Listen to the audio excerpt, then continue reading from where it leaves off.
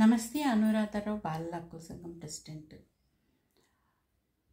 మన ముందున్న పెద్ద సమస్యలలో ఈ సిగరెట్స్, తర్వాత పబ్జీ గేమ్ ఒకటి. ముఖ్యంగా టీనేజ్ పిల్లలు.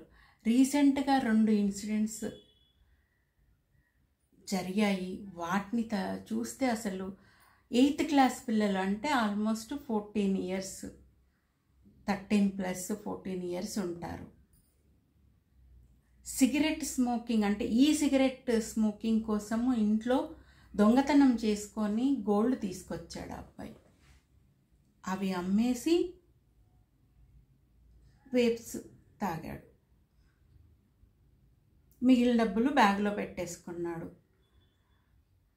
ఇంకో ఇన్సిడెంట్లో పబ్జీ గేమ్కి అలవాటు పడి పబ్జీ గేమ్లో ₹1,00,000 దాకా తండ్రి ఫోన్ నుంచే ఆ గేమ్ ఆడి ₹1,00,000 తండ్రి అకౌంట్లో నుంచే యూజ్ చేసుకొని ఎవరో హ్యాక్ చేస్తే తన గేమ్ని అవి విడిపించుకోవడానికి మళ్ళీ ఇంట్లో దొంగతనం చేశాడు.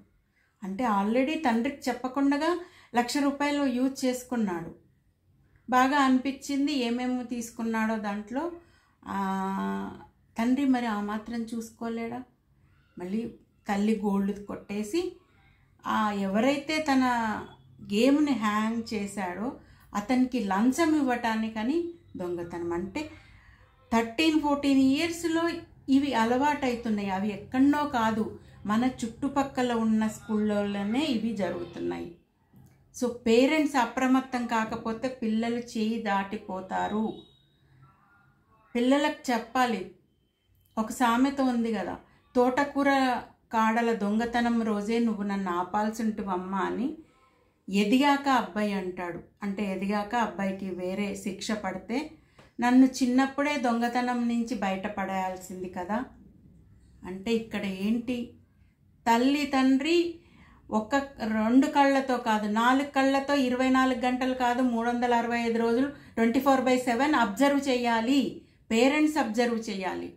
ఏం చేస్తున్నారు, ఫోన్ తీసుకుంటే ఏం ఆడుతున్నారు, వాళ్ళు ఆ యాప్ అంటే డిలీట్ కొట్టినట్లయితే మీరు హిస్టరీకి వెళ్ళి చూడండి. ఏం ఆట ఆడాడు, ఏం చూశాడు, ఏం కొన్నాడు, దాంట్లో ఏంటి అన్నది మీ అకౌంట్లు చెక్ చేసుకోండి. ఎందుకంటే పిల్లలకు అకౌంట్లు ఇచ్చేస్తున్నారు మీరు. అన్నీ ఇచ్చేసేసరికి వాళ్లకు మొత్తం చేతిలో ఫ్రీడమ్ వచ్చేసింది అన్న ఫీలింగ్లో ఇన్నింటికి పాల్పడుతున్నారు. రేపు ఇంకా 2 ఇయర్స్ తర్వాత వాళ్ళ పరిస్థితి ఏంటి? మీరు బాగు చేయగలుగుతారా? పబ్జీ గేమ్ ఏంటి? ఆయుధాలతో ఒకళ్ళనొకళ్ళను పొడుచుకోవడం. అదే రియల్ లైఫ్లో చేయాలన్న థాట్ వాళ్ళకి ఏర్పడుతుంది అక్కడే, ఈ గేమ్ వల్లనే.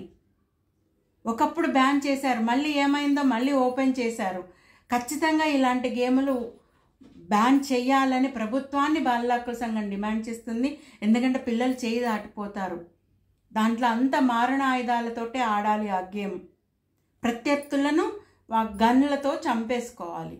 సో రియల్ లైఫ్లో అలా చేయాలనుకుంటారు. అటు సిగరెట్ స్మోకింగ్కి వస్తే 2019లో ఒక చట్టం తీసుకొచ్చారు. ఎవరు ఎక్కడ ఈ సిగరెట్స్ కానీ ఎలాంటివి అమ్మినా కేసులని. మరి లోకల్ గల్లీ పిల్లలకి ఏ విధంగా ఈ వేప్స్ దొరుకుతున్నాయి, ఏ విధంగా ఈ సిగరెట్స్ దొరుకుతున్నాయి? 1 ఇయర్ ఈ సిగరెట్ తాగిన వాడికి నెక్స్ట్ నార్మల్ సిగరెట్ తాగాలన్న దాంట్లోకి వచ్చేస్తారు, ఆ ఆలోచనలోకి వచ్చేస్తారు వాళ్ళు.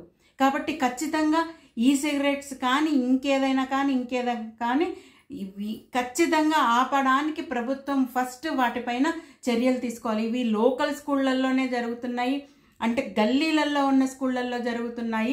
దొంగతనాలకు అలవాటు పడుతున్నారు. స్కూల్లో చెక్ చేశారు కాబట్టి మనకు విషయం బయటికి వచ్చింది.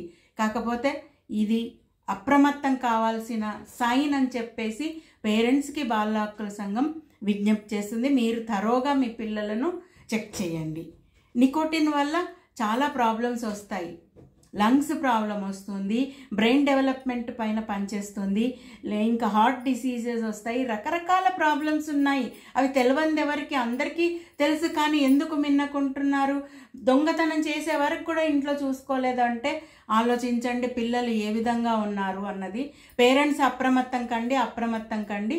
దయచేసి అప్రమత్తం కండి. Please subscribe this video and support బాలల హక్కుల సంఘం.